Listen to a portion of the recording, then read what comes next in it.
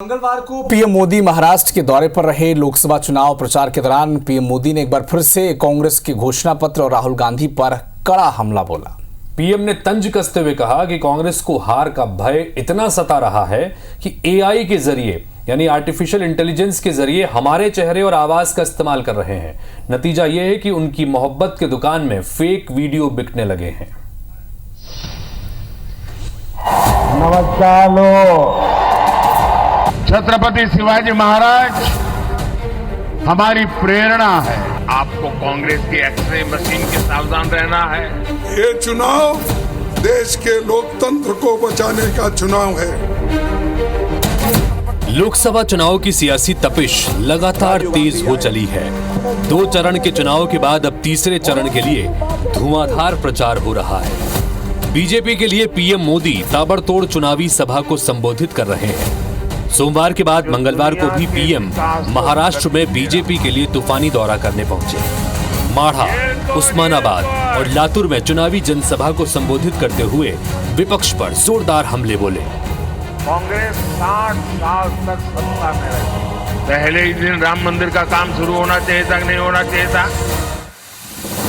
लातूर में जनसभा को संबोधित करते हुए प्रधानमंत्री ने खास तौर पर कांग्रेस और राहुल गांधी को आड़े हाथ लिया। पीएम ने कहा कि जब मैं श्रेष्ठ भारत की बात करता हूं तो कांग्रेस के शहजादे को बुखार चढ़ जाता है। 5 साल में 5 पीएम को लेकर इंडिया को भी घेरा। मैं जब एक भारत श्रेष्ठ भारत की बात करता हूं तो कांग्रेस के शहजादे को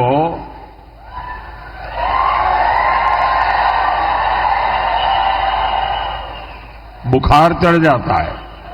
5 साल में 5 पीएम का इनका प्लान, यानी बारी बारी देश को लूटने की योजना।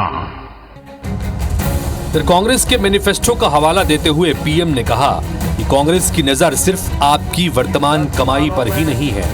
आप जो संपत्ति अपने बच्चों के लिए जोड़ रहे हैं उस पर भी कांग्रेस गिद्ध नजर लगाकर बैठी है।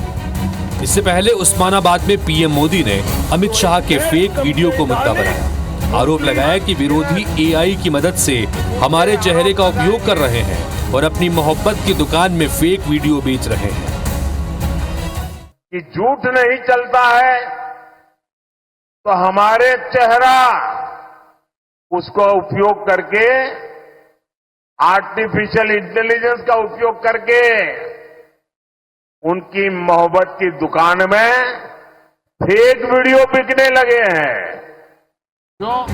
यानी पीएम मोदी ने 2 दिन में महाराष्ट्र के 6 चुनावी सभाओं को संबोधित किया और एनडीए के प्रत्याशियों के लिए जनता से वोट की अपील की।